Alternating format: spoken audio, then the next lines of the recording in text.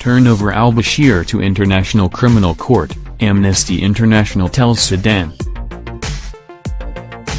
Amnesty International has advised the Sudanese government to immediately hand over former President Omar al-Bashir to the International Criminal Court, ICC, to stand trial for his crimes against humanity.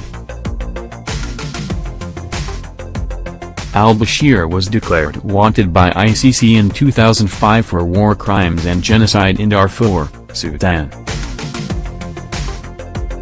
The ICC had issued 2 arrest warrants in 2009 and 2010 on al-Bashir, making him the first ever sitting head of state to be declared wanted by an international court.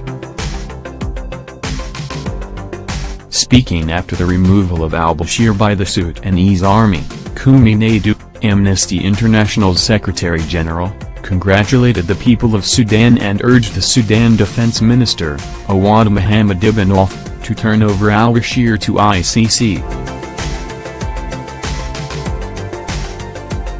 Naidu said, "On this historic day for Sudan, the world must first and foremost recognize the unique courage, creativity and bravery Sudanese people have shown in demanding their rights.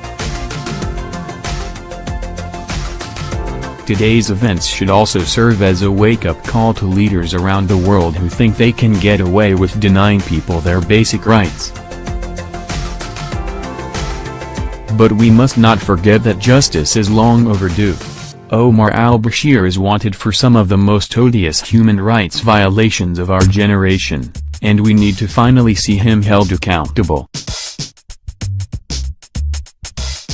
The Sudanese authorities should now turn al-Bashir and 3 others over to the International Criminal Court so that the victims of these unspeakable crimes can see that justice is done.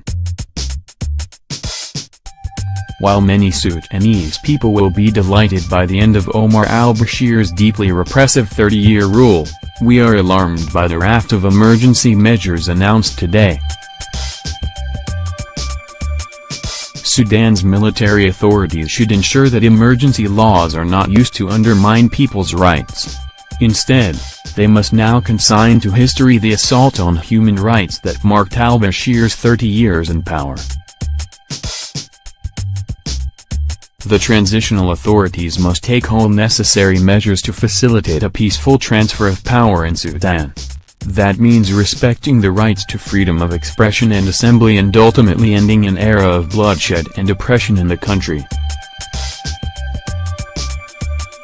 He also called for domestic accountability for crimes under international law committed over the last 3 decades, adding that those suspected of crimes must be brought to justice in fair trials but not subject to the death penalty.